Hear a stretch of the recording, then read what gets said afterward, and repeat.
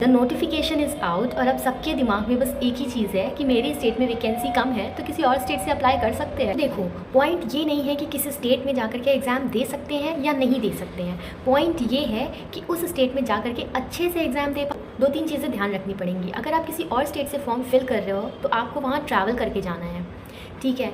Second, आपको वहाँ की लैंग्वेज आनी चाहिए और थर्ड, आप उसी स्टेट में जाकर के इंटरव्यू दोगे।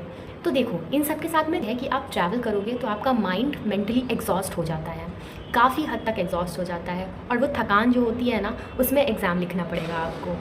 सेकंड, आपको वो लैंग्वेज आनी चाहिए और लैंग्वेज अच्छे से आनी चाहिए, ठीक है, क्योंकि आप उस स्टेट में रीजनल बैंक के लिए आप फॉर्म भर रहे हो। लास्टली आपको वहाँ पे जाकर के इंटरव्यू देना है। तो डू यू थिंक किसी और स्टेट के बच्चे को वहाँ के लोकल कैंडिडेट के ऊपर प्रेफरेंस मिलेगी?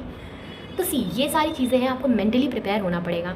आपको मेंस में काफ़ी अच्छे नंबर लाने होंगे टू क्रैक द एग्ज़ाम, ठीक है, ताकि अगर इंटरव्यू में थोड़े मीडियोकर नंबर में मिले then still you are in the game.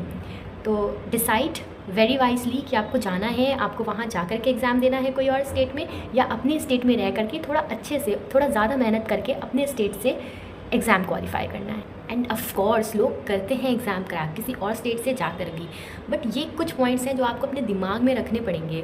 ऐसे ब्लाइंडली किसी और स्टेट से अप्लाई कर देना इज़ नॉट अ सोल्यूशन। पहले आप सारे एस्पेक्ट्स को अच्छे से जान लो, समझ लो, then only apply from any other state. And of course you are free, you can apply from any of the state you want, but remember you have to be well versed with the language, you have to go to the center, you have to give interview place where you have applied from.